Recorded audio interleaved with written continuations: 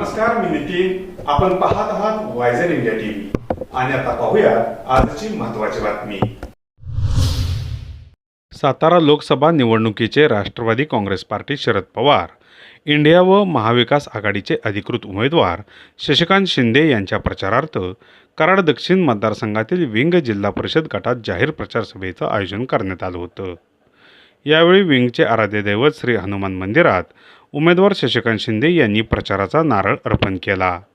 यावेळी महाराष्ट्र राज्याचे माजी मुख्यमंत्री, कराड दक्षिणचे आमदार पृथ्वीराज चव्हाण, सातारा लोकसभेचे खासदार श्रीनिवास पाटील, कराड दक्षिणचे युवा नेते उदयसिंह पाटील, कराड दक्षिणचे तालुका अध्यक्ष मनोहर शिंदे, कृष्णा साखर कारखान्याचे माजी चेअरमन अविनाश मोहिते, कराड दक्षिण युवक काँग्रेसचे दिग्विजय पाटील, अजिताप्पा चिखलीकर, शंकरराव खबाले, राजेंद्र चव्हाण, रमेश देशमुख, इंद्रजित चव्हाण तसेच इतर विविध मान्यवर उपस्थित होते. मान्यवरांचे विचारमंचावर आगमन झाल्यानंतर शेती उत्पन्न बाजार समितीचे माजी उपसभापती अशोकराव पाटील यांनी मान्यवरांचं स्वागत केलं. मान्यवरांच्या स्वागतानंतर माजी जिल्हा परिषद सदस्य शंकरराव खबाले यांच्या प्रास्ताविकानं सभेला सुरुवात झाली. साहेब, कराड दक्षिणचं एक वैशिष्ट्य आहे, काँग्रेसचा हा बाला किल्ला आहे, परंतु प्रचाराचा नारा हा साहेब विंगामध्येच फोडला जातो आणि हनुमंताच्या चरणी जे पहिला नारा बसतो त्याचा 70 वर्षाचा आमचा रेकॉर्ड आहे, त्याचा गुलाल आहे. साहेब, परवा तुमची पाठवणं सभा होती, तुम्हाला वेळ नाही मिळाला. आम्ही तुमच्या चिरंजीवांना साहेब बाबांना बोलवलं आणि 4 वाजता नारा हनुमंताच्या चरणी ठेवला आणि त्या दिवशी सांगितलं की तुमची फक्त आता गुलालाची औपचारिकता बाकी राहिली. आणि हे 70 वर्षाचं रेकॉर्ड आज सुद्धा आम्ही साहेब तुम्हाला सिद्ध सांगतो की तुमचा गुलाल पडलाय, फक्त औपचारिकता बाकी आहे. आणि कराड दक्षिण मधून तुम्हाला कमीत कमी 80 ते 90% पेक्षा जास्त मतं जे मतदान होईल त्यातल्या 80% मतदान साहेब तुम्हाला आमचे सगळे मतदार इथं बंधू आहेत त्यांच्या वतीनं सांगतो. आज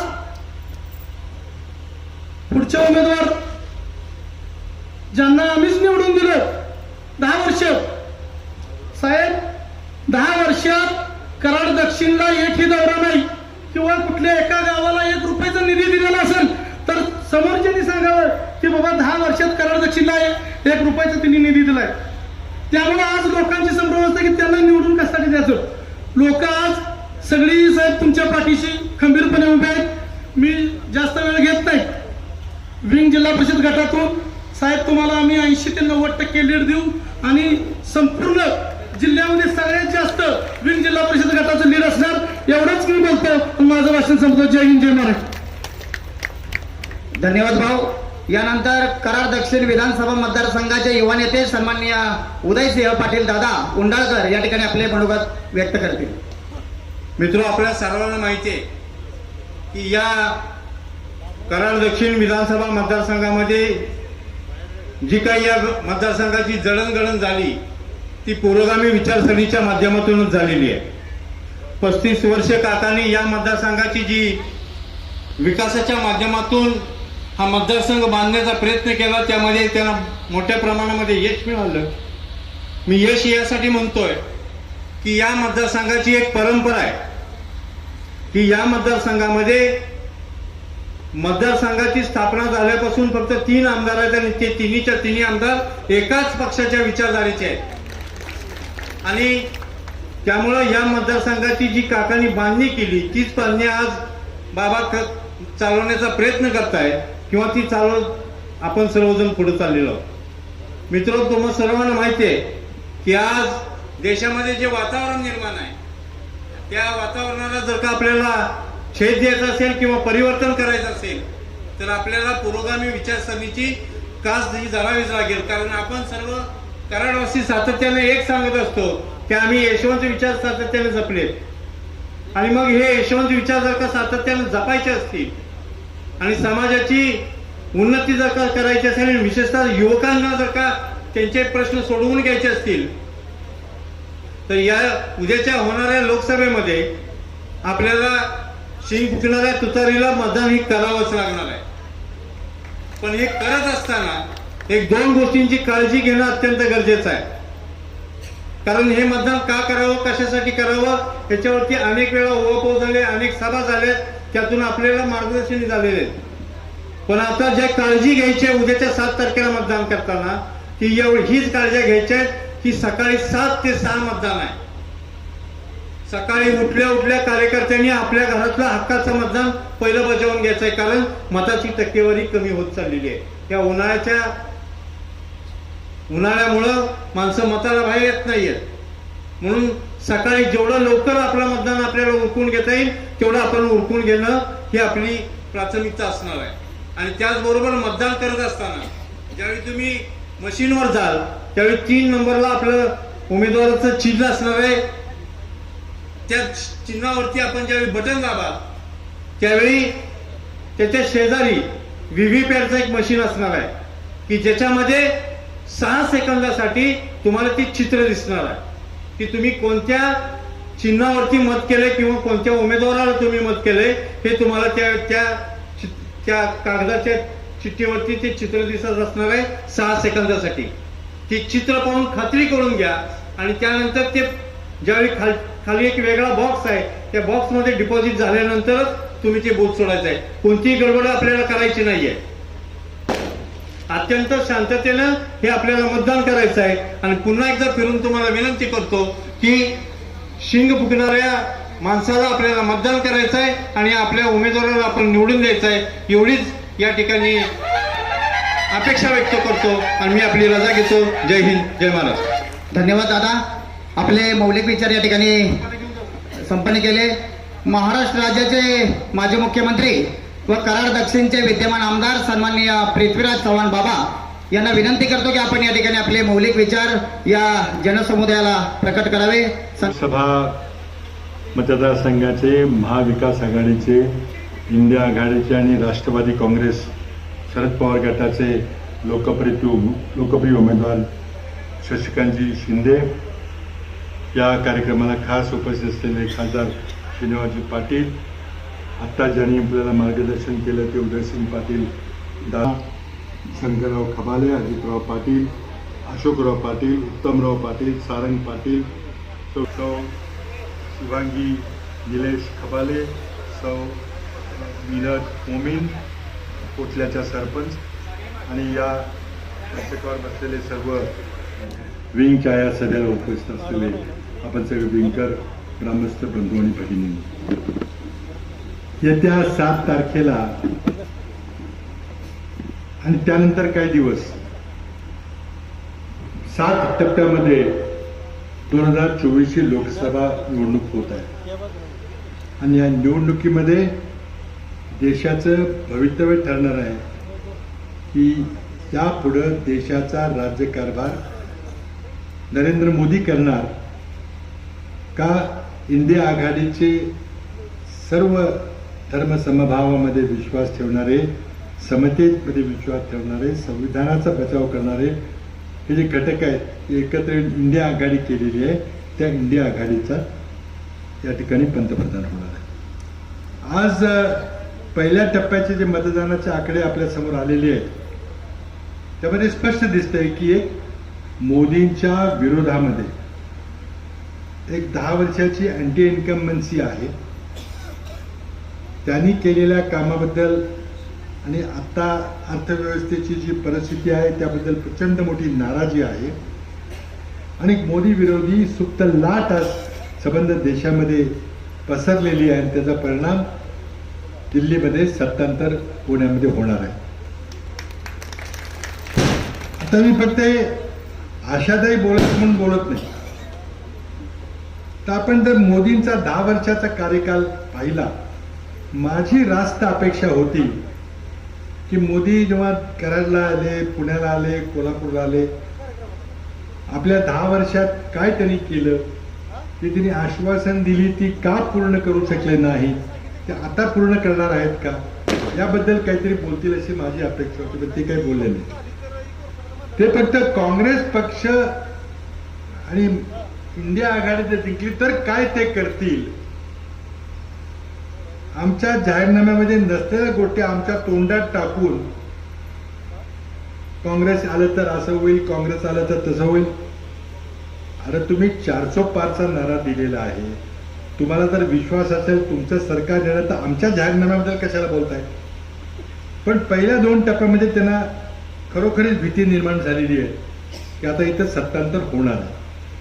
आणि म्हणून मग धार्मिक ध्रुवीकरण करण्याचा प्रयत्न, भावाभावामध्ये द्वेष निर्माण करायचा प्रयत्न, धर्मामध्ये द्वेष, उत्तर भारतीय दक्षिण भारतीयमध्ये द्वेष, अशा प्रकारचं द्वेषाचं वातावरण करायचा नरेंद्र मोदीचा प्रयत्न झाला. मुळातच नरेंद्र मोदींना 31% जनाधार देशात आहे. 2014ला त्यांना 31% मतं पडली होती. 19ला थोडी वाढली, कारण बालाकोट पुलवामा झालं, राष्ट्रीय सुरक्षेचा प्रश्न निर्माण झाला, 6% मतं वाढली. आता तसा कुठलाच भावनात्मक प्रश्न नाही आहे. उलट शेतकऱ्यांच्या मध्ये चीड आहे, बेरोजगार युवकांच्या मध्ये चीड आहे, महागाईबद्दल चीड आहे. आणि त्यामुळे 30% जनाधार असलेला भारतीय जनता सत्तेत येतो कसा? आणि 70% लोक भारतीय जनता पक्षाच्या विरोधात मतदान करतात.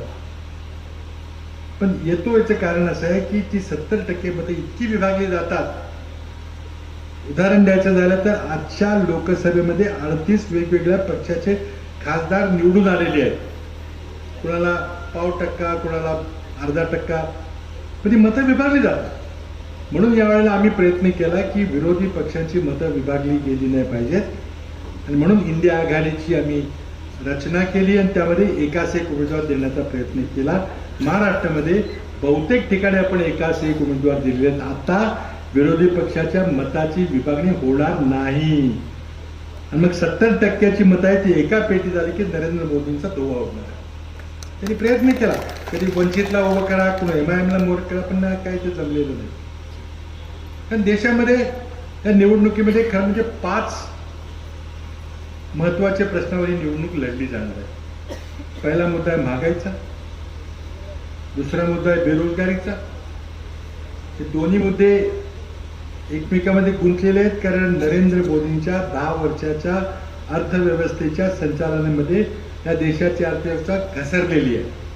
मनमोहन सिंगच्या काळामध्ये जी अर्थव्यवस्थेची स्थिती होती त्याच्यापेक्षा मनमोहन सिंगच्या काळात, मोदींच्या काळामध्ये अर्थव्यवस्था घसरलेली आहे. सरकार चालवायला पैसे नाहीत म्हणून नरेंद्र मोदींना कर्ज काढावं लागतंय. मनमोहन सिंग सरकार गेलं तेव्हा देशावर 55 लाख कोटी रुपयाचं कर्ज होतं. आत्ता 2024 साली ते कर्ज 180 लाख कोटीवर गेले. भरमसाठ कर्ज काढल्याशिवाय सरकार चालत नाही, पगार देता येत नाही, पेन्शन देता येत नाही, तरीही भागत नाही. भरमसाठ कर लावले, डिझेल, पेट्रोल, स्वयंपाकाच्या गॅसवर कर लावून ते महाग करून टाकलेले आहे. तिथं भगिनी माझ्या बसलेल्या 400 रुपयाचं गॅस सिलेंडर 1100 पर्यंत नेला. मग 200-300 रुपये कमी केला निवडणूक आली म्हणून. पण 10 वर्षामध्ये किती लुटलं. आज डिझेल महाग झालं की सगळ्या गोष्टी महाग होतात, महागाई वाढते, खताच्या किमती वाढलेल्या आहेत, GST लावले शेतकऱ्यांच्या प्रत्येक गोष्टीवर, सर्वसामान्य जीवनावश्यक वस्तूवर, आणि त्यातून करातून पैसे गोळा केलेत. फक्त डिझेल, पेट्रोल आणि गॅसच्या करातून नरेंद्र मोदींनी 10 वर्षामध्ये 32 लाख कोटी गोळा केले. कर्ज काढलं, कर लावले, तरी बी भागलं. मग शेवटी नेहरूंनी, इंदिराजींनी उभे केलेले सार्वजनिक प्रकल्प, एअर इंडिया देशाची विमान कंपनी विकून टाकली. विमा कंपनी LIC विकायची सुरू झाले. भारत पेट्रोलियम सरकारी कंपनी विकायची मातीमोल भावना. विमानतळ सगळी देशातली विमानतळ अडायला विकून टाकली मातीमोल किमती. अर्थव्यवस्था सांभाळता आली नाही. आणि म्हणून भारताचं 14 लाख सैन्य होतं. 14 लाख सैन्य होतं. आपल्याकडे कोणी तिरकी नजर करून बघत नव्हतं, पण मोदींनी ते 14 लाखाचं सैन्य बंद केलं आणि आता 4 वर्ष कंत्राटी अग्निवीर घ्यायला सुरुवात केली. 19 वर्षाच्या मुलाला अग्निवीर म्हणून घ्यायचं, त्याला ट्रेनिंग द्यायचं वर्ष 1.5 वर्ष, त्याच्याकडनं 2-3 वर्ष सेवा करायची आणि 4 वर्षानंतर त्याला हाकलून द्यायचं. पेन्शन नाही, मेडिकल व्यवस्था नाही, काय नाही, डिग्री नाही, काय करणार तो पोरगा? आणि हे सैन्य चीन बरोबर मुकाबला करू शकेल का? चीन आज लडाख मधला आपली 4000 वर्ग किलोमीटर जमिनीवर कब्जा करत बसलेला आहे. त्याला तुम्ही बाहेर काढू शकता का? नरेंद्र मोदीची हिंमत नाही. म्हणून अर्थव्यवस्थेला कोंडून टाकले. आणि शेतकऱ्याचं जर बोलायचं झालं तर नरेंद्र मोदींनी अन्नधान्याचा सर्व व्यापार अदानी अंबानीला सोपवण्याकरता 3 कृषी कायद्यामध्ये बदल केले. शेतकरी संघटनांची चर्चा नाही, पार्लमेंटमध्ये चर्चा नाही, अचानक बदलले.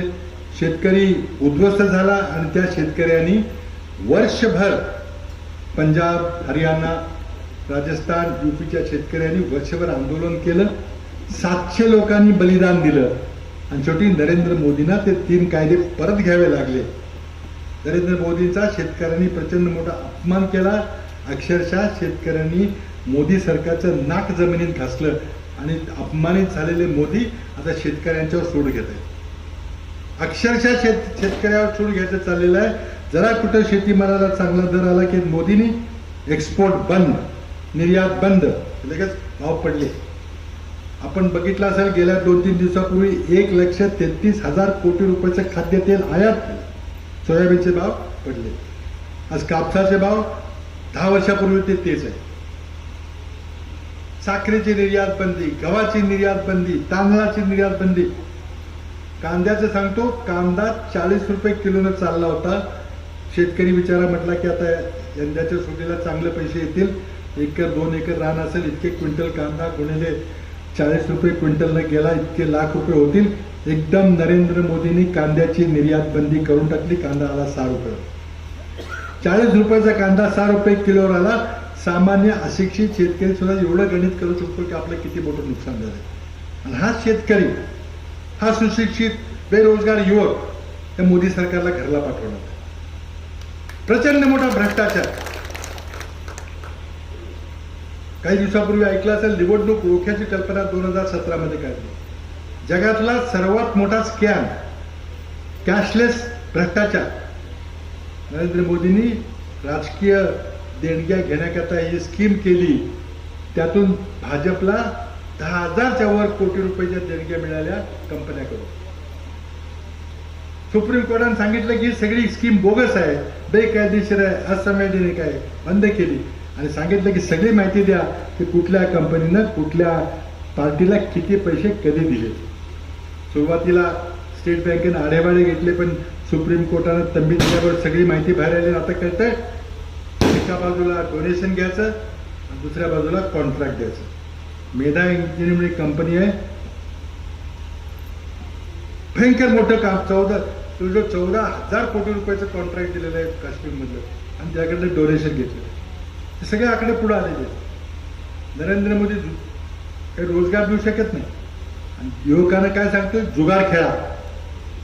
टेलिव्हिजनवर जाहिराती आहेत, जुगार खेळा. खाली एक बारीक तळटीप असते, जुगार जरा सांभाळून खेळा नाहीतर सवय लागेल. ठीक आहे, नोकऱ्या देऊ शकत नाही, तुम्ही आता जुगार खेळायला सांगताय. का सांगताय तर त्या जुगार कंपनीनं नरेंद्र मोदीला इतर राजकीय पक्षांना 1400 कोटी रुपयाच्या निवडणूक रोख्यातून देणगी दिल्याची माहिती पुढे आली. एका बाजूला देणगी घ्या आणि जुगाराची परवानगी द्या.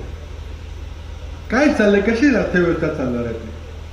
आणि हा नुसता आर्थिक भ्रष्टाचार झाला, पण जो वैचारिक आणि नैतिक भ्रष्टाचार जो आहे, महाराष्ट्रामध्ये 2-2 पक्ष फोडले,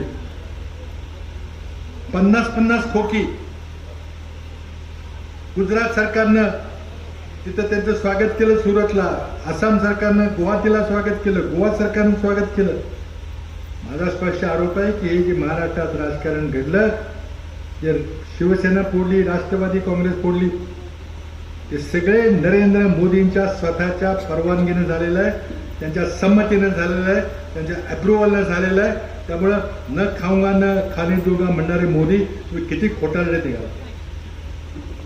आज चौकशी संस्थाचा गैरवापर करून पक्ष फोडायला लागले. काहींना राज्यसभेची तिकीटं देऊन आमिष दिले, काहींना पैसे दिले 50-50 कोटी, आणि काहींना दहशत, ईडी, सीबीआय. ठीक आहे, लोकशाही आहे. आणि म्हणून मग शेवटी तो 5वा मुद्दा आहे, तो या देशातील लोकशाही राहणार आहे का नाही. नरेंद्र मोदीच्या हातात पुन्हा सत्ता गेली तर या देशात लोकशाही राहणार नाही, या देशातलं संविधान राहणार नाही. आणि तिथं बसलेली विंगातल्या लोकांना मला आठवण करून द्यायचे, स्वातंत्र्यापूर्वी आपलं संविधान 1950 साली झाले, स्वातंत्र्य 1947 मिळालं. काय होती परिस्थिती बहुजन समाजाची 47च्या आधी. शिक्षण होतं का, नोकऱ्या होत्या का, साखर कारखाने होते का, सहकारी चळवळ होती का, दूध संस्था होते का, काय परिस्थिती होती? आणि तुम्हाला वर्ण व्यवस्थेमध्ये कशी वागणूक मिळत होती जुन्या लोकांना विचारा, तरुणांना माहित नाही. त्यांना मात्र हे सगळं आपोआपच झालेलं आहे. आणि पुन्हा विचारतात 70 वर्षात काय केलं, आणि 70 वर्षात काँग्रेसने लोकशाही आणली, ती बळकट केली आणि मूलभूत विकास केला. आणि हे जर संविधान बदललं, कारण वर्ण व्यवस्थेमध्ये कुणाचा फायदा होता? 2-3% माणसं, 97% माणसावर हुकूमत गाजवत होती, त्याच्या श्रमातून पैसे मिळतील ते त्याच्यावर ऐशाराम करत होते, त्यांच्या पोटात दुखायला लागलं. ही आपल्या हातातली सगळी पॉवर गेली, सत्ता गेली. आणि ही RSSची मंडळी पुन्हा एकदा वर्ण व्यवस्थेवर आधारित समाजव्यवस्था आणण्याचा प्रयत्न करतात. आणि त्याच्याकरता आधी डॉक्टर बाबासाहेब आंबेडकरांचं संविधान राज्यघटना मोडली पाहिजे म्हणून म्हणतात 372. का 370 खासदार पाहिजेत? 543 लोकांच्या संसदेमध्ये संविधान बदलायचं असलं तर 2/3 बहुमत लागतं. 543चं 2/3 म्हणजे 360-65 म्हणजे 370. तिथले खासदार म्हटले की आम्हाला 370 खासदार आले तर आम्ही राज्यघटना बदलून टाकू. आणि राज्यघटना बदलायला तुमचे पूर्वज आले पाहिजे, तिथं आम्ही बदलू देणार नाही. त्या राज्यघटनेमुळं नुसत्याच दलित, शोषित, आंबेडकरी जनतेचा आपला सगळ्यांचा फायदा झालेला आहे. नसती राज्यघटना तर काय बहुजन समाजाची परिस्थिती झाली असती, शिक्षणाची अवस्था काय होती, नोकऱ्यांची अवस्था काय होती. 1902 साली शाहू महाराजांना कोल्हापूर संस्थानामध्ये 50% आरक्षण देऊन मराठा समाजाला त्यामध्ये आरक्षण द्यावं लागलं, कारण मराठा समाजाची परिस्थिती दयनीय होती. पुढे आपल्याला आरक्षण मिळणार नाही, पुन्हा आरक्षणाचं आंदोलन झालं. मी मुख्यमंत्री असताना 2014 मध्ये पहिल्यांदा मराठा समाजाला 16% आरक्षण दिलं. अध्यादेश काढला, लोकांना ऍडमिशन मिळायला लागल्या, नोकऱ्यांच्या जाहिराती निघायला लागल्या. पण आमचं सरकार केलं, देवेंद्र फडणवीसने काही टिकवलं नाही. पुन्हा गुलवागुली धनगर समाजाला आश्वासन देतो, 15 दिवसात देतो, नाही दिला अजूनही. मराठा समाजाला पुन्हा कायदे करून गुलवर ठेवले, कोर्टातने रद्द होतात कायदे. पण मला एवढंच सांगायचं की आरक्षणाचं काय होईल ते बघू आपण. आम्ही पहिल्यांदा दिलं होतं. मी 60 वर्षामध्ये स्वातंत्र्य मिळत महाराष्ट्र राज्य निर्माण झाल्यानंतर पहिल्यांदा आरक्षण जर कोणी असेल तर आमच्या आघाडी सरकारने दिलं होतं. आज या निवडणुकीमध्ये राष्ट्रवादी काँग्रेसचे नेते शरदचंद्रजी पवार यांनी शशिकांत शिंदे या तरुणाला खासदारकीचं तिकीट दिलेलं आहे. जावली खोऱ्यातला हा तरुण माथाडी कामगारांच्या चळवळीत जन्माला, शेतकऱ्याचा मुलगा, माथाडी कामगाराचा मुलगा आणि माथाडी कामगार चळवळीमध्ये नेता बनला. त्यांना विधानसभेमध्ये 2 टर्म दिले मिळाले, आता विधान परिषदेमध्ये आहेत. ते माझ्या मंत्रिमंडळामध्ये जलसंपदा मंत्री म्हणून त्यांनी काम केलेलं आहे. मी त्यांचं काम जवळून पाहिलेलं आहे. आज तुम्हाला शशिकांत शिंदेला भेटायला कोणाचे सर्टिफिकेट काही दारं अडवून तुमच्या चौकीदारांच्या थ्रू जायची गरज नाही. डायरेक्ट फोन केला, रात्री उठवा, कधी भेटतील. तुम्ही ज्या उमेदवाराला 3 वेळाला निवडून दिला आमच्या सांगण्यावर, आमची चूक झाली मान्य करतो, पवार साहेबांनी चूक मान्य केली. कधी आले तो तुम्हाला भेटायला? 10 वर्ष खासदार होते, आताही खासदार आहेत, 2 वर्ष झाली. आणि पुन्हा हट्ट करून खासदारकी आहे, राज्यसभेचे खासदार, तरी पण हट्ट करून मला मागच्या जो श्रीनिवास पाटलांनी मागच्या वेळेला पक्ष बदलल्यावर जो पराभव केला, 90,000 मतांनी पराभव केला, ते म्हणजे त्या पराभवाचा मला बदला घ्यायचा म्हणून उभं राहिलं. आता मागच्या वेळेला 2 पक्षांनी 90,000 मतं गाठली, आता 3 पक्षाची आघाडी आहे. शिवसेना पण त्यात आता किती मार्जिन होईल? म्हणून मला तुम्हाला विनंती करायची आहे की शशिकांत शिंदे हे एक अत्यंत कामाचा माणूस आहे. दिल्लीत सभागृह ते गाजवतील, कारण मी आणि निवासराव दोघे दिल्लीमध्ये आम्ही काम केलेलं आहे पार्लमेंटमध्ये. आज शशिकांत शिंदे तिथं पार्लमेंटमध्ये तुम्ही पाठवल्यावर पार्लमेंट गाजवतील, तुमचे प्रश्न सोडवतील. आणि निश्चितच सातारा मतदारसंघामध्ये, ज्या मतदारसंघामध्ये अजूनपर्यंत खासदारकीला भारतीय जनता पक्षाचा खासदार कधी निवडून दिलेला नाही, ही यशवंतराव चव्हाणांची कर्मभूमी आहे. तिथं तुम्ही भावना निवडून दिलं, काकांना निवडून दिलं, मला निवडून दिलं, कुठल्याही जातीवादी पक्षाच्या विचाराला इथे थारा दिलेला नाही, लोकसभेलाही दिलेलं नाही. आणि ती परंपरा आपण कायम ठेवणं मला माहिती आहे. आणि मोदी सांगतात मोदी की गॅरंटी. आणि मोदी की गॅरंटी म्हणजे भारतीय जनता पक्षाची गॅरंटी म्हणते, पण नाही माझी स्वतःची, म्हणजे मी नाही निवडून आला तर काय मिळेल. 142 योजना आहेत आणि सगळ्या योजनांना PM ही योजना, PM आवास योजना, PM ची योजना, त्या योजनेची नाव आता हळूहळू करून मोदी की गॅरंटी योजना, सरकारी पैशाला चालेल.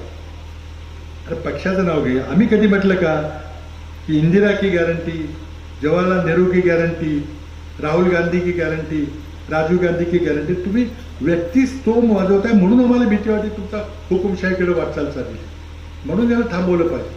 एवढीच विनंती करायला. या ऐतिहासिक गावामध्ये शशिकांतजी हे अत्यंत ऐतिहासिक गाव आहे, विचाराचं गाव आहे. इथं नेहमी नारळ फोडलेला माणूस कधी अपयशी होत नाही. त्यामुळे इथेही आता विजयाचा गुलाल घेऊनच आम्ही पुन्हा विंगाला येऊ. तुम्ही या गावावर प्रेम करा. या गावाने माझ्यावर प्रचंड प्रेम केलेलं आहे. तुम्ही जेव्हा खासदार व्हा तेव्हा या गावाला तुम्ही पालकत्व स्वीकारा. विकास कामं आहेत तेवढी जप्ती तेवढी करा ही विनंती करतो. आणि तुम्हाला विनंती करतो, बूथ कमिटी आपण स्थापन केलेल्या आहेत, तिन्ही पक्षाच्या बूथ कमिटी आहेत. एखाद्या ठिकाणी काँग्रेस कमी असेल तर राष्ट्रवादी असेल, राष्ट्रवादी कमी असेल तर शिवसेना, उद्धव बाळासाहेब ठाकरे असतील, सगळे असतील. एवढं सांगतो आणि तुम्ही या गावातून जास्तीत जास्त मतदान द्या विनंती करतो. शेवटी 4 तारखेला या मतदारसंघाची भव्य मोठी सांगता सभा सातारला होणार आहे. स्वतः शरद पवार तिथे येणार आहेत, आणखी नेते येणार आहेत. मोठ्या संख्येनं विंगच्या माणसांनी तिथे यायची तयारी करावी. सगळे सातारा शहर हलवून सोडावं तुमच्या त्या सांगता सभेने. आणि विजय हा निश्चितच आहे, कारण इथं नारळ आपण वाढवलेला आहे, शुभारंभ केलेला आहे, तर मला त्यात काय शंका नाही. पण या मतदारसंघातून संबंध महाराष्ट्राचं लक्ष लागलेलं या सातारा लोकसभा मतदारसंघातून एक दणदणीत आवाज गेला पाहिजे. इथं आम्ही जातीवादाला शिरकाव करू देणार नाही. पुन्हा एकदा मोठ्या संख्येने आपण जमलात त्याबद्दल आपले सर्वांचे धन्यवाद व्यक्त करतो. मला पुढच्या उंडाळ्याच्या सभेला त्याची परवानगी विनंती करतो. थांबतो. जय हिंद, जय महाराष्ट्र. धन्यवाद बाबा. आपले मौलिक विचार या ठिकाणी प्रकट केले. या सभेचे मुलुक मैदान तोप आदरणीय सन्माननीय अजित पाटील चिखलीकर आप्पा या ठिकाणी आपले मनोगत या ठिकाणी व्यक्त करतील. फक्त आपण एक समजलं पाहिजे की आज 1 मे महाराष्ट्र दिन, या दिवशी आदरणीय यशवंतरावजी चव्हाण यांनी महाराष्ट्र राज्याची निर्मिती केली. तो आजचा दिवस म्हणून आपण खऱ्या अर्थानं यशवंतरावजी चव्हाण यांना भावपूर्ण आदरांजली वाहतो. यशवंतरावजी चव्हाण पंतप्रधान झाले, उपपंतप्रधान झाले, महाराष्ट्राचा मुख्यमंत्री झाले. सर्व शेतकऱ्यांच्या मुलांना घेऊन महाराष्ट्र राज्याची धुरा हाकली. पण तुमच्या आमच्या दुर्दैवानं आज 60 वर्षानंतर महाराष्ट्र माझा कुठं येऊन ठेवलाय ही परिस्थिती निर्माण झाली. देवेंद्र फडणवीस सारखा माणूस ज्याचं काही काम नाही, एकच काम कपट कारस्थान करणे. त्याची बायकोच सांगते की माझा नवरा रात्री ड्रेस बोलून दुसऱ्या पार्ट्या फोडायला जातो. आम्ही नाही सांगितलं. पत्रकाराने विचारलं रात्री कुठे जातात, मला माहित नाही. ड्रेस बदलतात आणि दुसरे पक्ष फोडायला जातात. म्हणजे अजितदादाकडे जातात का कुठे जातात? म्हणून तुम्हाला विचार केला पाहिजे की महाराष्ट्राच्या राजकारणात एवढा कपटी पाताळ यंत्री कधी माणूस मुख्यमंत्री या राज्याचा झाला नाही. एकच काम त्याच, आणि त्यांनी सगळे पक्ष फोडले. तिथं बावनकुळे आले होते नारळ फोडायला. काय चेहरा होता, रेडकाचं तोंडासारखं तोंड होतं, बघितलं? त्याचं वट कुठं, डोळं कुठं. अतुल भोसलेला आमदार झालाच पाहिजे. तुझ्या आता काय सांगू तुला, तू आधी तिथं नागपुरात हो आणि मग इकडे ये. म्हणून काल मोदी साहेब आले होते. अरे या कराडला, सातारला पंडित जवाहरलाल नेहरू आले. कोयना धरणाचं भूमी उद्घाटन केलं. सायन्स कॉलेजचं उद्घाटन केलं. प्रतापगडावर महाराष्ट्राची अस्मिता छत्रपती शिवरायांच्या पुतळ्याचं अनावरण करण्यासाठी पंडित जवाहरलाल नेहरू आले. इंदिरा गांधी कराडला आल्या, इंजिनिअरिंग कॉलेजचं उद्घाटन केलं. सातारा जिल्हा काँग्रेस कमिटीचं उद्घाटन करण्यासाठी आला. हे गेल्या वर्षी आले सातारला. पोराबाळाचा त्यांनी नारळ फोडला, उमेदवार पडला. ते म्हणले सातारला नारळ नको, आमचं खास आहे, कराडला जाऊया, इथं बोरिंगला पाणी लागेल का बघूया. मोदी येऊ द्या, आणखी 5-6 जण या, इथं पाणी लागणार नाही. मोदी खाली उतरले. मोदींनी सांगितलं, त्याला एक शेतकरी भेटला. अरे कृष्णा माई है, हाँ कमल इधर आया क्या? हे तर ऊसाचे दांडके येतात, कमल किधर आया? तुला कमल इथं दिसते. अरे यशवंतराव कृष्णमाईंनी सांगितलं की यशवंतराव चव्हाणांची भूमी बाळासाहेब देसाईची आहे. राजाराम बापू पाटील, यशवंतराव मोहिते, आनंदराव चव्हाण, प्रेमलताई चव्हाण, विलासराव पाटील, उंडाळकर, पीडी पाटील यांची भूमी आहे. स्वातंत्र्य संग्रामाची भूमी आहे. तुमच्यासारख्या इंग्रजांना मदत करणाऱ्या बोलट्यांची भूमी नाही. आणि उदयनराजे तुम्ही सांगता की काँग्रेस पक्षाने यशवंतराव चव्हाणांना भारतरत्न दिला नाही. आता पुळका आला. 10 वर्ष तुम्ही खासदार होता, आता राज्यसभेवर खासदार आहे. अरे यशवंतराव चव्हाण महाराष्ट्रातल्या शेतकऱ्याच्या, बहुजन समाजातला जसा हनुमानाच्या छातीत राम असतो, तसे यशवंतराव चव्हाण आमच्या छातीत राम आहेत. तुम्ही कशाला भारतरत्नाच्या गोष्टी करा? तुम्ही भारतरत्न सांगू नका. मग काल मोदींनी का जाहीर केलं नाही? तुम्ही का मागणी केली नाही की आजच्या आज जाहीर करा यशवंतरावजी चव्हाणांना भारतरत्न द्या म्हणून? तू कर मारल्यागत, मी करतो रडल्यागत. यशवंतराव चव्हाण त्यांचा अभ्यासच नाही त्या मोदीनं, काही नाही. आणि 10 पाट डबडी त्या चव्हाण साहेबाच्या पिवळं पट्ट अडकून तिकडे पाठवली. कसं करता? आमची चेष्टा करता. तुम्हाला कंगना राणावत वाटली का यशवंतराव चव्हाण? म्हणून आपण बारकाईने विचार केला पाहिजे. तुम्हाला 2 धोके सांगतो की जर पुन्हा सरकार आलं तर सगळी MSCB अदानीकडे जाईल. जे आपण पाणी पाजतो तो अंबानीला देणार धरलं आणि त्याचं कॅल्क्युलेशन करणार. 5,000 रुपये किंवा 10,000 काय असेल एकरी ती पाणीपट्टी बसणार. तुम्हाला इरिगेशन सेक्रेटरी भेटणार नाही, इंजिनियर भेटणार नाही, कारण ते खाजगी देऊन टाकलेलं असणार. ते धोके लक्षात ठेवा. आता अदानी तारी नदीपर्यंत आलाय, तारी नदीपर्यंत आलाय, हे लक्षात ठेवा.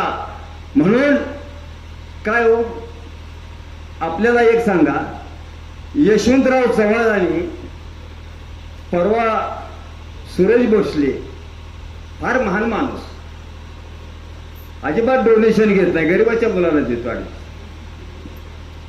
एप्रिल महिना ओलांडला की 300 कोटी हजार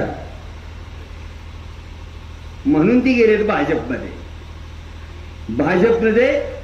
तिथं आले म्हणले मी वाकुड्याचं पाणी सोडलं. अरे विलास काकांनी वाकुड्याचं पाणी सोडलं, वाकुड योजना केली. तुम्ही कुठली योजना केली ते सांगा. इरिगेशन स्कीमा बंद पडल्या त्या चालू करा. वाकुडी योजना तिथं जाऊन बघा, वाकुड्याचं स्पेलिंग काय बघा, पाणी कुठलं आलंय बघा. सुरेश बाबा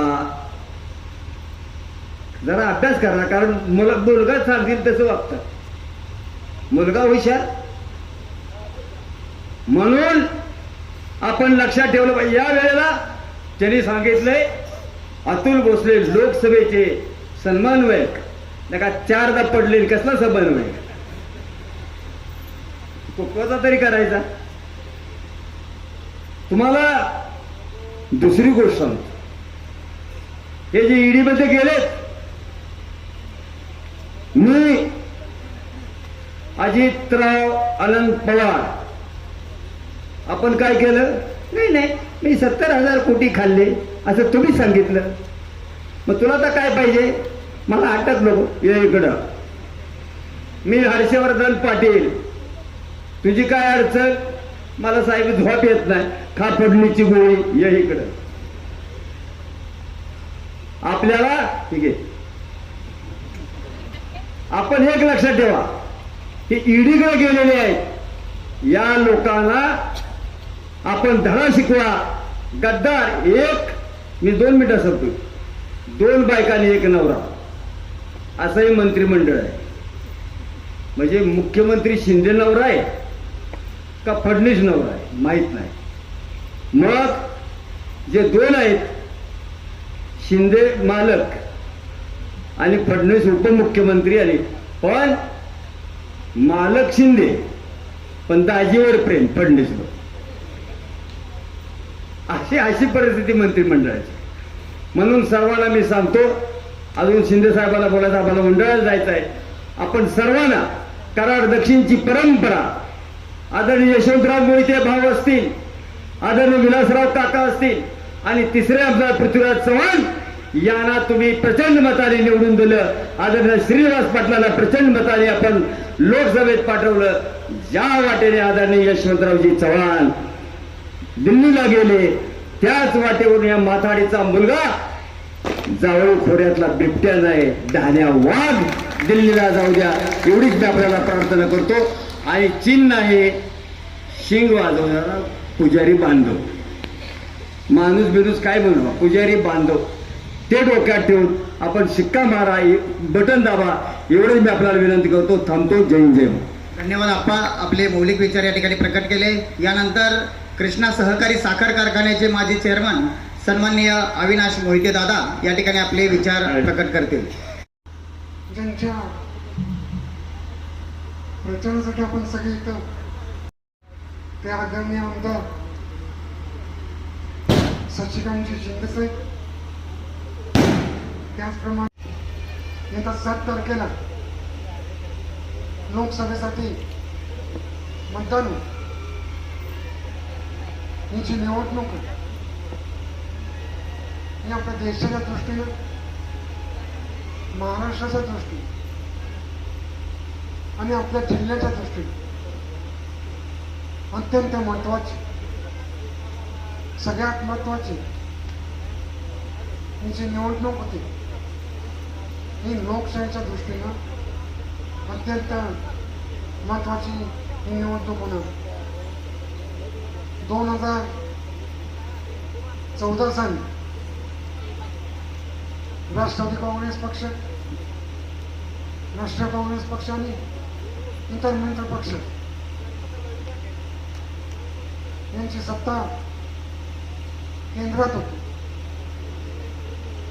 2014 साली लोकसभेच्या निवडणुका लागल्या आणि भाजप पक्षाने वेगवेगळी स्वप्न आपल्या समोर ठेवली. मग त्यावेळेचा कथाकथित भ्रष्टाचार असेल, महागाई असेल,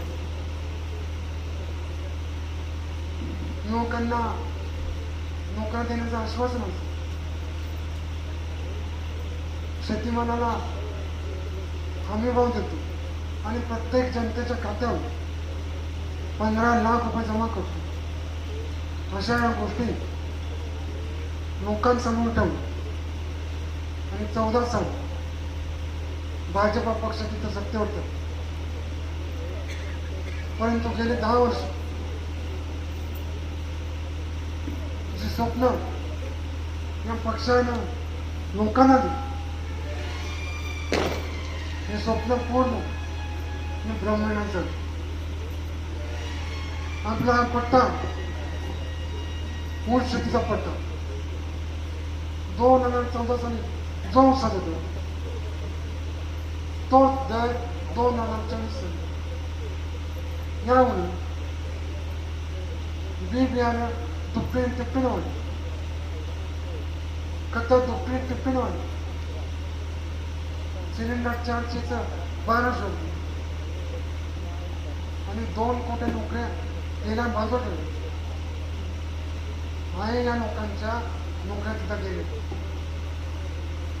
असा आहे पक्ष. मग अशा पक्षाच्या मागे आपण कितपत मागे हे तुम्ही आम्ही ठरवलं पाहिजे. या मेजर पक्षाने निवडून आल्यानंतर कर प्रणाली जीएसटी कर प्रणाली भारतात रुजू केली. कुठलाही अभ्यास केला कर प्रणाली खाण्याला जे बिस्किट आहे त्याला 18% जीएसटी आणि सोन्याच्या बिस्किटवर 3% जीएसटी.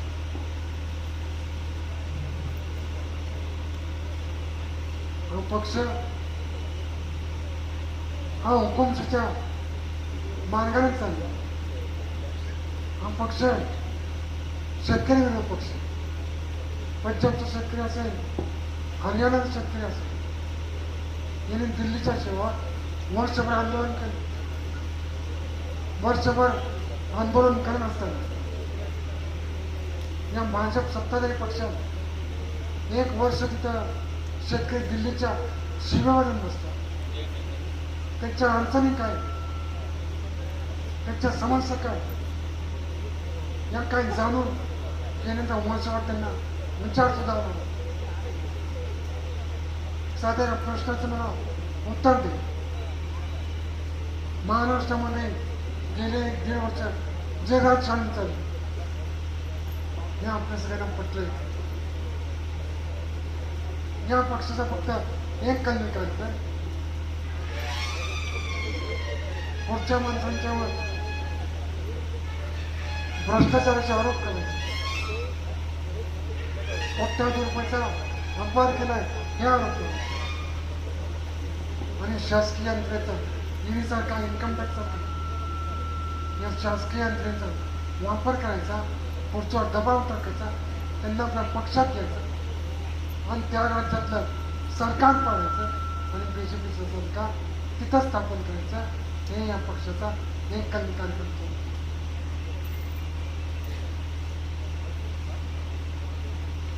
हुकुमशाहीच्या मार्गानं हा पक्ष चाललेला आहे. आपण ठरवायचं आहे येणाऱ्या पिढीला आपण लोकशाही द्यायची का हुकुमशाही द्यायची.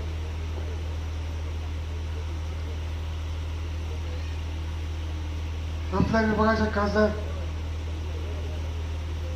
आनंद श्रीनिवास पाटील साहेबांचं पण इतक्या वर्ष काम बघायचं. काय कारणास्तव साहेबांनी या घटना थांबवायचा निर्णय घेतला. पक्षाने त्यांना बरीचशी विनंती केली, परंतु साहेबांनी थांबवायचा निर्णय घेतल्यामुळे आदरणीय शरदचंद्र पवार साहेबांच्या राष्ट्रवादी काँग्रेस पक्षाने आदरणीय आमदार शशिकांत शिंदे साहेब यांना उमेदवारी या गटात देऊ केली. अतिशय चांगलं व्यक्तिमत्व. मी साहेबांनी इतक्या वर्ष बघतो संघर्षातनं तयार झालेले नेतृत्व. तुमच्या आमच्यासारख्याच्या सर्वसामान्य म्हणून केंद्र बिंदू बनवून काम करणारे नेतृत्व. आज त्या नेतृत्वाला आपण जोपासलं पाहिजे, मोठं केलं पाहिजे. आणि म्हणून काही दिवसापूर्वी आपला पक्ष तुटला, जुनं चिन्ह नगर पक्षाला गटाला गेलं. त्यामुळे आपलं चिन्ह हातात तुतारी गटाला मानून आपण प्रत्येक घरापर्यंत पोहोचलं पाहिजे, चुलीपर्यंत पोहोचलं पाहिजे. ही अधिक जबाबदारी आपल्यावरती येऊन वाटलेली.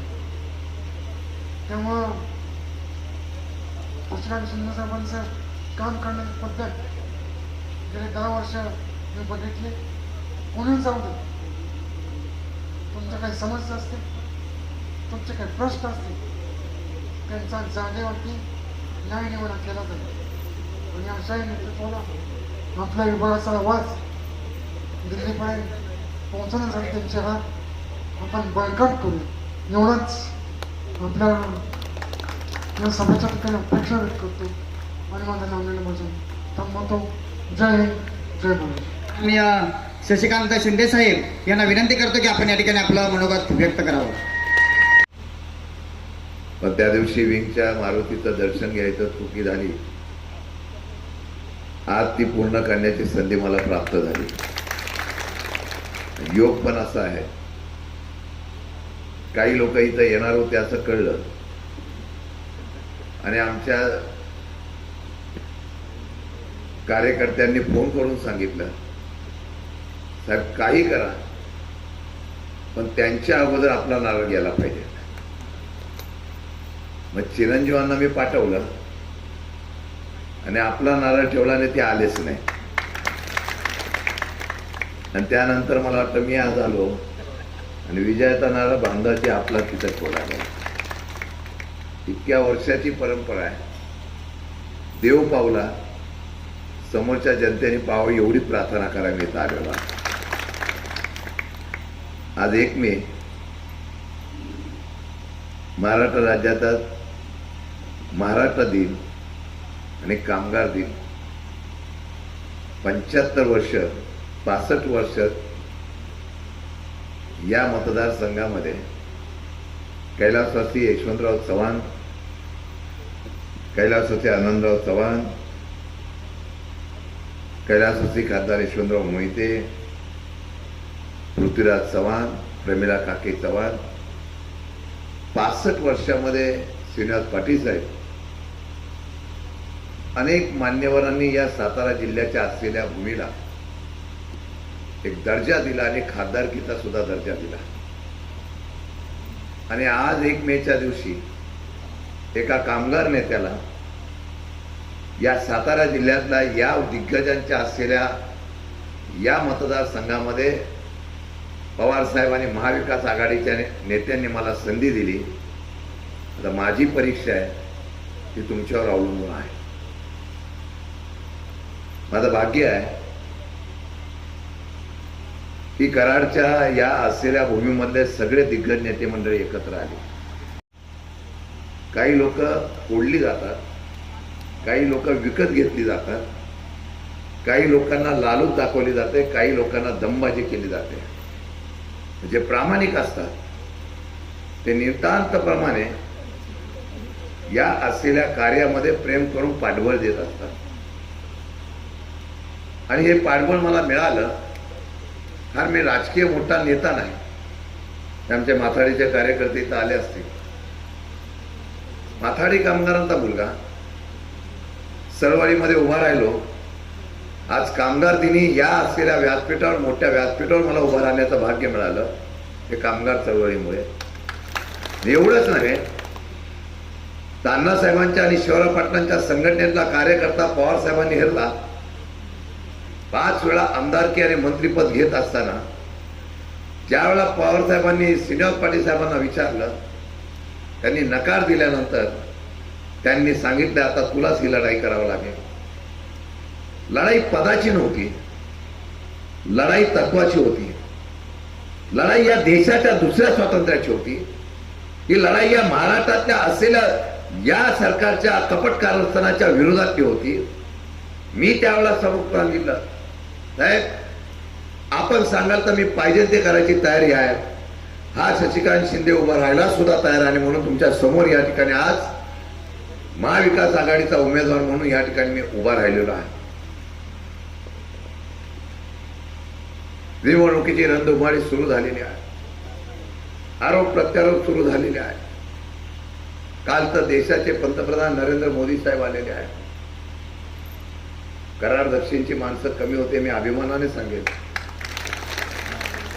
आजही चव्हाण साहेबांचा, पिढी पाटलांचा त्या ठिकाणी विचार आजही तुम्ही तशा पद्धतीने जीवन ठेवलं, माझ्या तरुणांनी ठेवला, याचा मला अभिमान आहे. आणि मला विश्वास आहे विंगचा असलेला हा सातत्याने ज्याचा विचार केला जातो, उल्लेख केला जातो, तो मारुतीराया चांगल्या विचाराच्या पाठीमागे उभा राहील आणि त्याला आशीर्वाद देईल. आणि हा आशीर्वाद देत असताना तो इतिहास तुम्हाला खरा करायचा आहे. 2.5 वर्षाचा सासूरवास सगळ्यांनी बघितला. सत्तेची मस्ती सर्वांनी बघितली. चव्हाण साहेबांच्या भूमीमध्ये येऊन मानसपुत्राला आव्हान देणारे सुद्धा बरीच बघितले. मी तर त्यांचा चेला आहे. परिणामाला आम्ही कधी घाबरलो नाही. सत्याला कधी आम्ही सोडलं नाही. आणि हे सत्य राखत असताना एवढंच सांगेन, आपण इथं आला, आम्हाला अपेक्षा होती की आता तुम्ही अशा प्रकारची काहीतरी घोषणा करा. अगोदरच सांगितलं असेल तुम्ही ही मागणी करा, मी येऊन घोषणा करतो.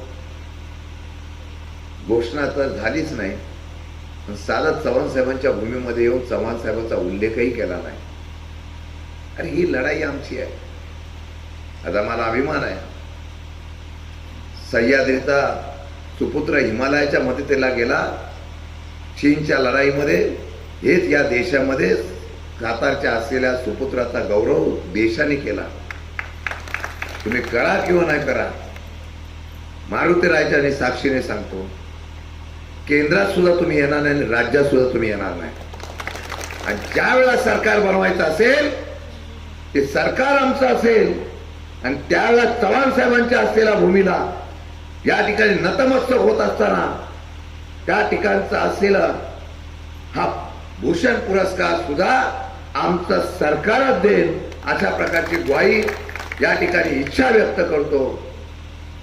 आता चव्हाण साहेबांचा तर सोडाच, आमच्या छत्रपती शिवाजी महाराजांचा सुद्धा तुम्हाला कुठं अभिमान आहे? निवडणुकीला फक्त छत्रपती शिवाजी महाराज करतात. छत्रपती शिवाजी महाराजांच्या स्मारकाचं भूमिपूजन जलपूजन आपण केलं. कोण होतं आपल्या बरोबर?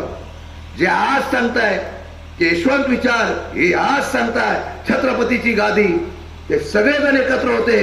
5 वर्षामध्ये एकदा सुद्धा विचारलं नाही की छत्रपती शिवाजी महाराजांचं स्मारक या महाराष्ट्रामध्ये तुम्ही भूमिपूजन केल्यानंतर का झालं नाही. ते सुद्धा तुम्ही करणार नाही, कारण छत्रपतींचं स्मारक हे सुद्धा आम्हीच करू एवढी मला निश्चितपणे खात्री आहे. त्यावेळेला आम्ही सुरत लुटली होती, तुम्ही आमची रोज मुंबई लुटताय. तुम्ही रोज आमच्या महाराष्ट्रावर अन्याय करताय. एक वेगळ्या प्रकारचा राग तुम्ही आमच्यावर काढताय. बंधूंनो, मी तुम्हाला एवढंच सांगेल, आमच्यातली बरीच लोक मुंबईला असतात. उद्धव ठाकरेंचा पक्ष फोडला. सगळेजण सांगायचे की मुंबईला काही झाले तरी शिवसेना असायला पाहिजे, मराठ्यांचं रक्षण करणारी शिवसेना असायला पाहिजे. तो पक्ष सुद्धा फोडला. 1.5 वर्ष झालं, उद्धव ठाकरेंची लोकप्रियता कमी झाली नाही, ती आज तशीच राहिली. ही महाराष्ट्राची संस्कृती आहे. 80, 85, 82 वर्षाच्या शरद पवार साहेबांचा उभा केलेला पक्ष तुम्ही फोडला. तुम्हाला वाटलं सगळं अलबेल होईल. आता सत्तेमध्ये आपण तर गेलो कपट कारस्थातून, आता लोकसभा पण जिंकू आणि विधानसभा पण जिंकू. 84 वर्षाचा योद्धा आजही लढतोय. दिवसाला 4-4 सभा करतोय. आणि 4-4 सभा करत असताना महाराष्ट्राचं तुमचं स्वप्न उलटून टाकतोय. हा आमचा शरद पवारचा महाराष्ट्राची संस्कृती आहे. काँग्रेसचे तुम्ही बसले, काँग्रेसचे पक्ष फोडले. काँग्रेसच्या युवा नेत्यांनी अख्ख्या देशामध्ये पायपीट करून या ठिकाणच्या देशातल्या लोकांना जनजागृती केली. त्याला तुम्ही शैदादा म्हटला. पण आज तो सर्वजण एकत्र येत आहे. इंडिया आघाडीच्या माध्यमातून तुम्हाला उद्ध्वस्त करताय. 400चे स्वप्न तुम्ही आम्हाला दाखवले. 400, 400, 400, 400 सातत्याने आमच्या त्या ठिकाणी आम्ही एवढे जागा घेणार अशा प्रकारचं आश्वासन दाखवत आहे. 40 जागा आम्ही महाराष्ट्रात घेणार ही गर्वाची दरपक्ती तुम्ही करताय. ही महाराष्ट्र आणि हा देश आहे. मला कोणीतरी म्हणालं, पंतप्रधान नरेंद्र मोदींबद्दल तुमचं मत काय? एवढंच सांगितलं, माणूस दमदार आहे, जगावर छाप पाडू शकतो. त्यांची एकच चूक आहे, त्यांनी कॉर्पोरेट सारखं वागण्यापेक्षा लोकांमध्ये जाऊन सर्वसामान्य माणसामध्ये गेले असते तर सर्वात जास्त लोकप्रिय पंतप्रधान झाले असते. पण ते त्यांना बांधायची जमलं नाही.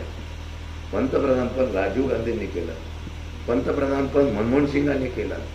देशाची नव्हे जगाची अर्थव्यवस्था कोलमडलेली असताना बुद्धिमत्तेच्या जोरावर ज्या मनमोहन सिंगांनी देशाची अर्थव्यवस्था भक्कमपणे सांभाळली, तेच फक्त चित्र दाखवत होते जगाची महासत्ता भारत होईल. आज परिस्थिती एवढी बिकट व्हायला लागली की देशातल्या असलेल्या सर्व शासकीय या ठिकाणच्या कंपन्या देश विकायला ही लोक निघाली. तरी आम्ही शांत आहोत. लढणारा मी असलो तरी ताकद तुमची पाहिजे. आम्हाला पण नोटीस आल्या, आम्हाला पण धमक्या आल्या. मला तर सांगितलं 4,000 कोटी. मी बोललो तर एवढं जर असते तर भाजपच्या मशीनमध्ये मी कधीच गेलो असतो. लढाई आहे, कोणीतरी लढाई केली पाहिजे. परिणामाचा विचार न करता आपण जर सामान्य लोकांचा जर त्या ठिकाणी आवाज उठू शकलो तर निश्चितपणाने त्या ठिकाणी लोक त्याला डोक्यावर घेऊन नाचतात. मला अभिमान आहे, फार मी मोठा नाही, पण गावात जातो, यात्रेला जातो, सभेला जातो, लग्नाला जातो. कधी नव्हता एवढा शशिकांत शिंदे प्रसिद्ध झाला आणि लोकांनी तरुणांनी त्याला डोकावर घेतला, कारण त्याच्या निष्ठा प्रामाणिक होती आणि तत्व ना प्रामाणिक होते. आणि त्या तत्वाच्या जोरावर या महाराष्ट्राचा स्वाभिमान परत उभा राहायला पाहिजे.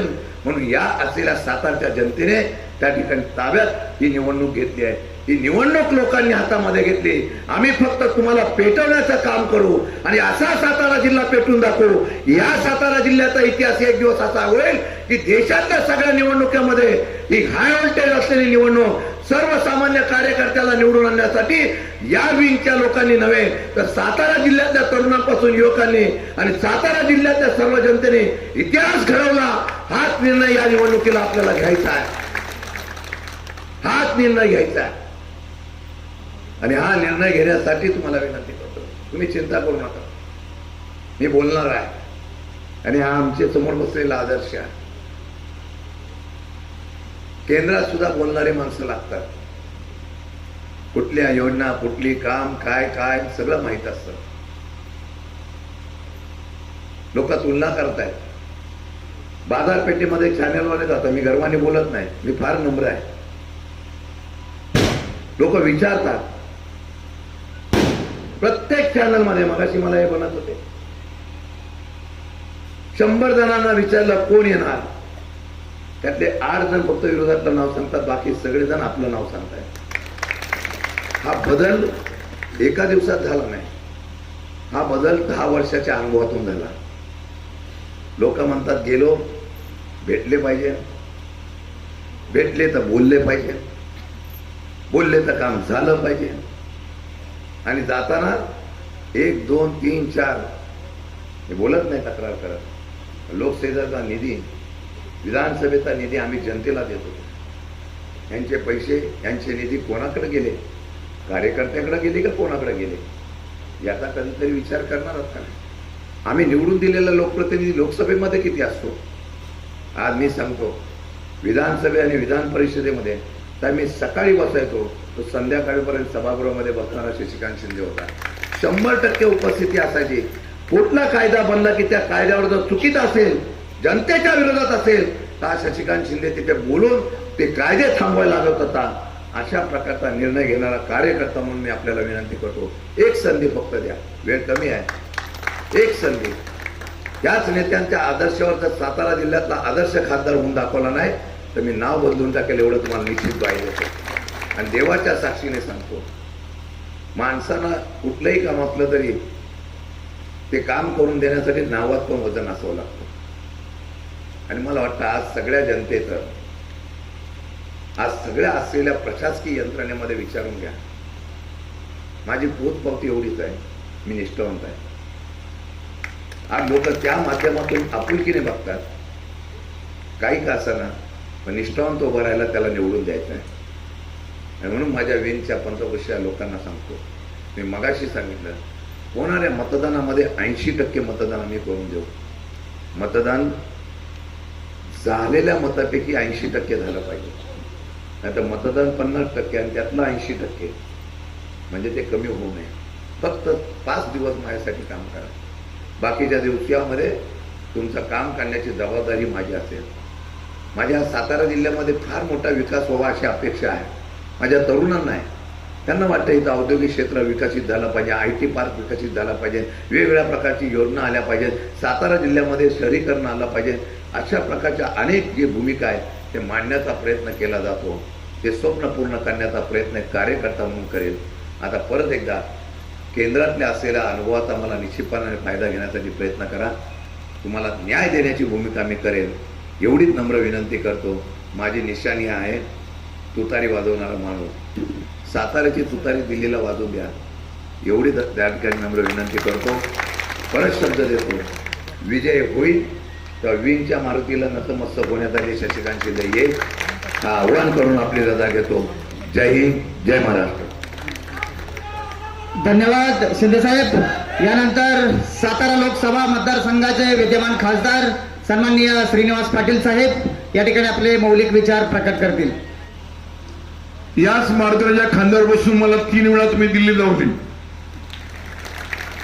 कराडाचा खासदार म्हणून 2दा आणि साताराचा खासदार म्हणून 1दा यांना संधी मिळाली. मी सनदी होतो. 1965 साली आमच्या आई वडिलांच्या कृपेमुळे आणि माझ्या आजीच्या प्रेरणेमुळे शिकलो, सवरलो आणि महाराष्ट्र लोकसभेच्या परीक्षेत पास झालो आणि प्रांत झालो.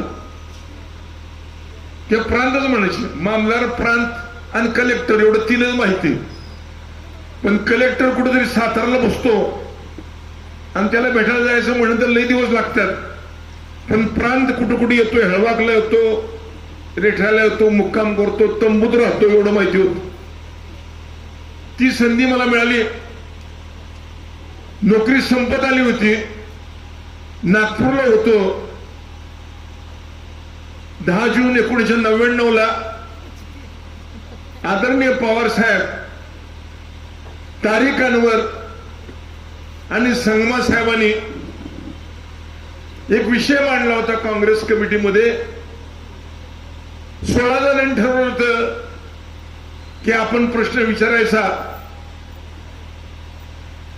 त्याकरता एक अजेंडा तयार केला, नोटिफिकेशन तयार केलं. अविनाशजी तिघांनी सह्या केल्या आणि उद्या 13 जण करतो म्हणले. आता जसे बरेच जण पळून गेले तसे 13 जण पळून गेले. उरले फक्त 3. एकाचं नाव शरद पवार, दुसऱ्याचं नाव संगमान, तिसरं नाव तारिक अनवर. 3च राहिलं. आणि 10 जून 1999 नवा पक्ष काढला, त्याचं नाव राष्ट्रवादी काँग्रेस पक्ष. 25 वर्षानंतर राष्ट्रवादी तिकडे राहिला. राष्ट्रवादी शरदचंद्र पवार गट तयार करावा लागला परिस्थितीमुळं. 3 वेळा तुमच्या बरोबर राहिलो, दिल्लीत गेलो, जेवढं काय करता आलं एवढं केलं. वाकोड्याचं पाणी असताना विलास काका माझ्याबरोबर, मी पड्याचा खासदार होतो, आडायचाही होतो. ते वाकोड्याचं पाणी आलं. आता तुमची तक्रार काय, पाणी आहे, उपसायचं कसं, ईज नाही. सच्चेगावची मंडळी माझ्याकडे आली होती. सच्चेगावला 2 स्टेजमध्ये आहे, पहिलं एक आणि दुसरं एक. पहिल्याला वीज असायची म्हणून पाणी वर चढायचं आणि ते पाणी चढवायला वीज नसल्याने पाणी तिथंच जायचं. मग MSCBच्या लोकांना फोन करून कोणी आलं तर त्याने आता मला सांगतील ते की मी दोन्ही एकाच वेळ चालू केलं, पाणी वर गेलं. ते डोणगी मोठ्याचं पाणी नव्हतं, ते उपसा जलयोजनेचं होतं. हा शशिकांत आपला जो उमेदवार आहे हा जलसंपदा मंत्री होता. मग आमचाच पोरगा आहे, तेव्हा ज्याच्या हाताला पाणी पूर्वी लागलं होतं आणि तोच आता पाणी देणार आहे, असं पाणीदार पोरगा निवडून दिला पाहिजे. विलास काकांनी या भागाचं नेतृत्व केलं. पुरोगामी विचारांचा, स्वर्गीय यशवंतराव चव्हाणांचा, किसनवीराबांचा विचार ज्यांनी आयुष्यभर सांभाळला, या भागाचं नेतृत्व केलं. वयाच्या 83 वर्षी निजधामी गेले. उदयसिंह ऍडव्होकेट त्यांची परंपरा चालवत आहेत. माथाडी कामगार याही भागात आहेत. कारण काय, जमीन आहे पाणी नाही. दक्षिणेच्या भागाला पहिलं इंजिन जे बसलं, ऑइल इंजिन पहिलं बसलं, नेठ्यात बसलं. किती लोकांना माहिती होते. म्हणून एक इंजिन माळा नावाची वाट आहे. अविनाशजी सांगतील. स्वर्गीय यशवंतराव भाऊनी कृष्णा सहकारी सहकार मिळवला, आप्पांनी उभा केला, हे सत्य आहे. स्वर्गीय यशवंतरावांच्या कृपेमुळे पीडी पाटलांनी एक कारखाना उभा केला, त्याचं नाव सह्याद्री. बाळासाहेब देसाईंनी एक कारखाना उभा केला, तो पाटणचा कारखाना. राजाराम बापूंनी कारखाना उभा केला. या सगळ्या मंडळींनी सहकारातून नवीन काहीतरी निर्माण केलं आहे. आणि त्यामुळं आदरणीय पृथ्वीराज बाबांनी सुद्धा या भागाचं नेतृत्व केलं. पहिले यशवंतराव चव्हाण कराड, दुसरे पृथ्वीराज चव्हाण कराड कुंभारगाव. आणि आज 1 मे आणि त्या दिवशी पृथ्वीराज बाबांच्या मूळच्या मतदारसंघामध्ये आमदार आहेत. तिथं ही प्रचाराची सभा आणि इथं नारळ फुटतोय. हा नारळ शुभ शकुनाचा नारळ आहे. आपण सगळ्यांनी आशीर्वाद दिले पाहिजे. केवळ वेळेची बचत व्हावी आणि प्रतिनिधी लोकांपर्यंत पोचावेत म्हणून आम्ही वाटणी केली. अटक्यात सभा झाली. उद्या पाचवडला आहे, करहरला आहे, रहमतपूरला आहे, कोरेगावला आहे. 1376 गाव आहेत. उगावताई म्हासुर्ण्यात, मावळताई नवजात. पुण्यावरून आलं की शिरवळ चालू, मालखेडला बंद. 150 किलोमीटर असं आणि 125 किलोमीटर असं. 18 लाख मतदार, निम्यावर बायका मतदार आहेत. तेव्हा भगिनीला माझी विनंती आहे, मला तुम्ही 3 वेळा खासदार केलं, 4थ्या वेळेला खासदार 3 नंबरला आहे. बटान कुठलं दाबायचं, कोण गुरुवाचं म्हणतं, कोण पुजाऱ्याचं म्हणतंय, पण शेंग फुकणारा माणूस आहे तो 3 नंबरला आहे. नाव शशिकांत जयवंतराव सिद्धे. ते बटन दाबायचं, 10 जणींना घेऊन जायचं, 10 जणांना घेऊन जायचं, दाबला पोहोचवायचं. ते व्हीव्हीपीटी म्हणून असं, व्हीव्हीआयपीटी. आपण जे बटन दाबले त्याचं चित्र होतं आणि ते खाली पडतं. लोकांची अपेक्षा अशी आहे, ज्या अर्थी पृथ्वीराज बाबांचा हा मतदारसंघ आहे त्या अर्थी पडलेल्या मतातली 80% मतं. खऱ्या अर्थानं मतदान उन्हाळ्यामुळे कमी होते. आपण मंडळीला माझी विनंती आहे, जास्तीत जास्त मतदान करायचं आणि त्याचं 75 ते 80% मतदान दक्षिणेतून शशिकांतला झालं. हे सिद्ध झालं तर राज्याला संपदा मंत्री आपली पाण्याची आणि विजेची गरज नक्की भागवेल याची खात्री आपण देतो. खऱ्या अर्थानं हे विंग आहे. विंग म्हणजे पंख. या पंखावरती बसून आनंदराव चव्हाण गेले, यशवंतराव मोहिते गेले, काकी गेल्या, मी तुमच्याबरोबर अनेक वेळा गेलो. पृथ्वीराज बाबा राज्यसभेत गेले. ज्या यशवंतराव चव्हाणांनी कराडचं नाव उज्ज्वल केलं त्याचा दक्षिण आणि उत्तर भागात सातारचं नेतृत्व यशवंतरावांनी केलं. दक्षिण नेतृत्व काकांनी, काकींनी, बाबांनी केलं. यशवंतराव मोहितेंनी काय काळ केलं. मलाही ही नेतृत्व करायची संधी आपण दिली. नव्यानं आपला मुलगा, माथाडी कामगाराचा मुलगा, ज्या भागात पाणी आलं नाही त्यामुळे शेती झाली नाही, एकच पीक भाताचं आणि 3 महिन्याचं, बाकी मुंबई, त्या मुंबईच्या माझगावात वाढलेला एक मुलगा शस्त्रकांच्या रूपानं शिकला, सवरला आणि 1999 साली मला आणि शशिकांतला आदरणीय पवार साहेबांनी संधी दिली. 2004 पुन्हा मला संधी दिली. 2000 खासदार झालो. आदरणीय पवार साहेब म्हणले बसा. बसलो. ते म्हणले जावा हिमालयात. एक सह्याद्री यशवंतराव रूपाने हिमालयात गेला होता.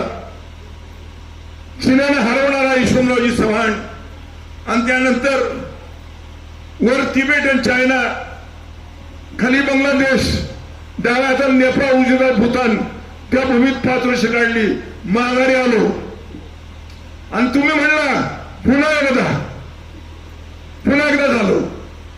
आता मी म्हणलं दम आला, घ्या दमानं, आता दमदार माणसाला परत द्या. असा दमदार शशिकांत तुम्हाला मिळाला आहे.